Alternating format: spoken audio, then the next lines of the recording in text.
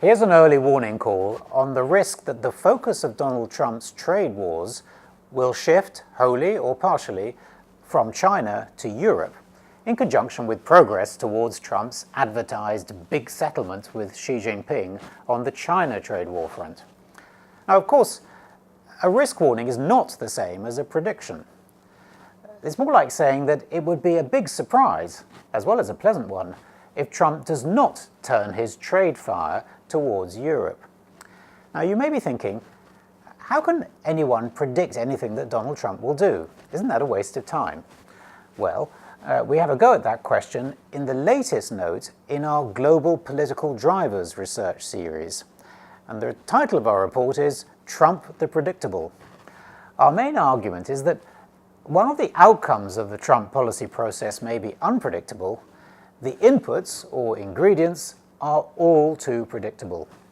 With very rare exceptions, they were all set out by Trump in his 2016 election campaign stump.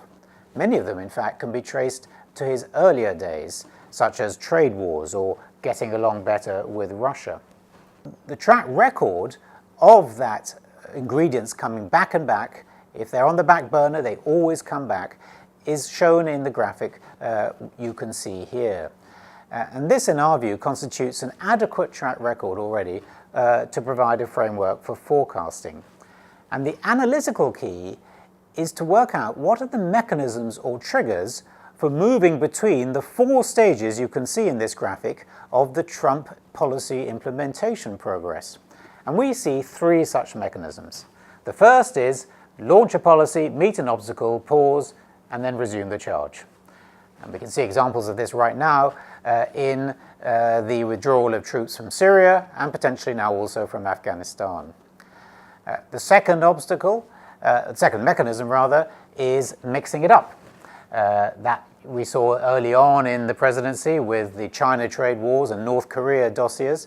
And now we can see another old favorite coming back, the Mexican wall, and Trump trying to mix it up with his age-old infrastructure build campaign.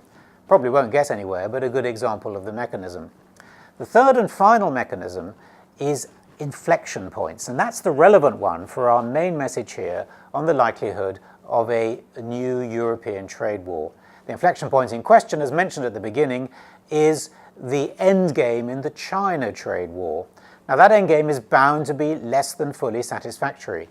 So to keep banging the drum and attracting the support of the electoral base, Trump will, on this view, turn his sights towards Europe and particular automotive, which means Germany.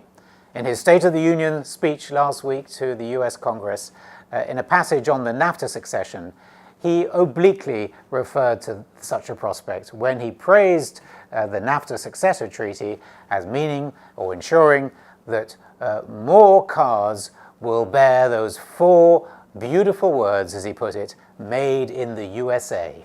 And that's his way to make America great again.